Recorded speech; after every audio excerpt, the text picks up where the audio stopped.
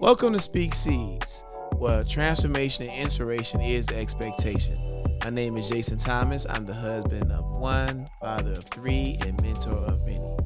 I'm a certified God of Strength coach with over a decade of experience in the areas of strategic planning, consulting, and mentoring. And today we're going to have a conversation of societal expectations, right? Society, I feel like society puts a lot of expectation and pressure on people. Um, the more things have changed, the more things have stayed the same. When you look at the classroom setting, when you look at church, when you look at corporate structure, a lot of that stuff is the same. Like it's still emails, it's meetings. Some people have innovated, but a big majority of them have done the same old, same old, same old. It used to be an expectation that companies would do pensions. You would get a pension, and then the pension would take care of you. You could retire. Used to be an expectation that you could buy a home, raise a family, neighborhood, purchase a car, save money, get a dog, a fence. These are like I guess you would call it the American dream. I did a workshop with some students, and it was really, really interesting. It was very, very interesting about society. And we said, what do you think your grandparents' dream was? And they were like, my grandparents' dream probably was for their grandkids to integrate schools, to go to school, to get education, be able to go to college, to be able to work in different neighborhoods, to be able to drive, buy their own car. So literally everything that they're doing right now, they felt like that was their grandparents' dream. I said, cool, that's what's up. So I said, what do you think your parents' dream was? And more along the same lines, with probably a better car, better neighborhood, better opportunities. It wasn't, from the grandparents' area, but it was theirs. Cool, this is great. I love it, love it, love it. Now, what is your dream for your grandchildren? They was like, shh, no dream. No dream.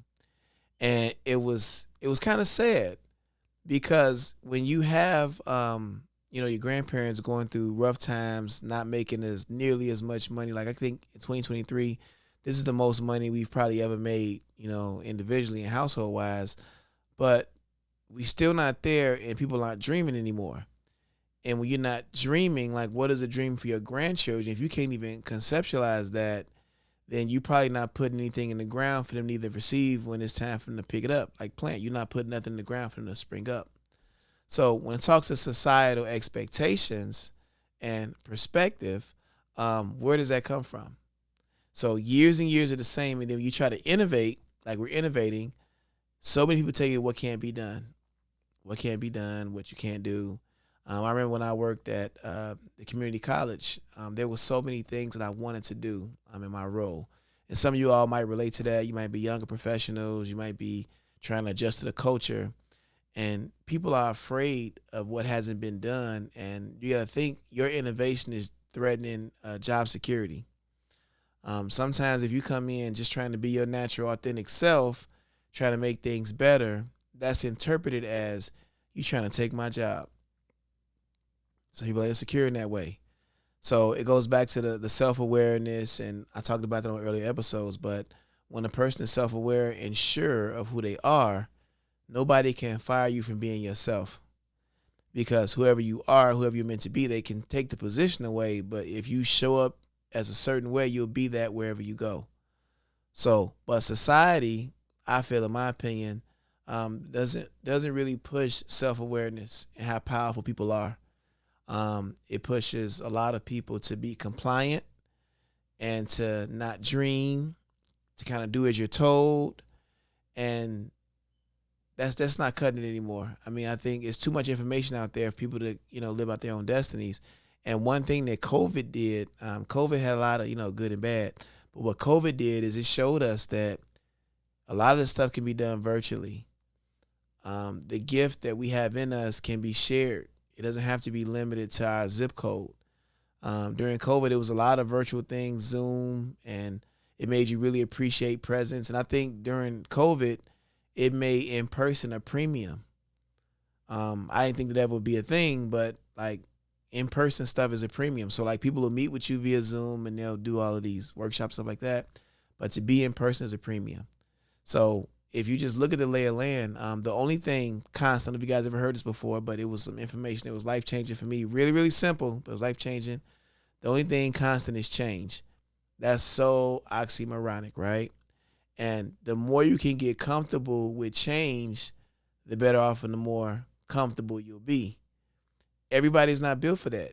And if you're not, we can have a coaching session to figure out why you're not comfortable with change, because it's coming.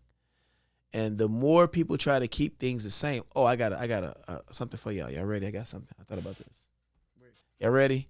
So the more people try to keep things the same and don't want to innovate, you left with this. Y'all see this? This is my BlackBerry.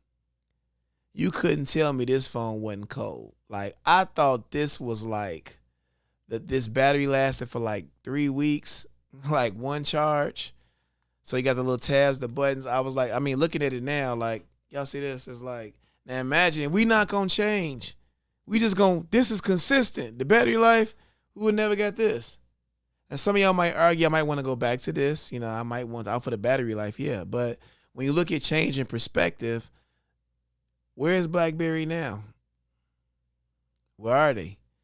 Now, I'm not coming at you, BlackBerry. Don't flag my video. Like, I got love for BlackBerry. If y'all got a new one, I would love it. But they were on top. These was the big dogs. Businesses, everybody had it. And now I would have never thought that businesses would have shifted to this, but now everybody's using this, and Androids too. I'm not biased. I mean, I would never have one. I like my calls to go through.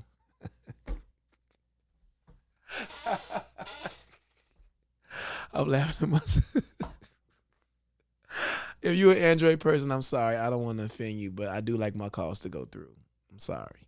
But change in perspective, right? So when it comes to perspective and what society presses on you, it's the most important part is to, regardless of what society is saying, know your worth, know your value, and know your ability. Because you can never get fired or terminated for who you are, but you have to know who you are first and walk in that confidence. And then the value that you bring to the company, to whoever you're around, once you're self-aware and you understand that, your perspective shifts and you realize how powerful you are in every space.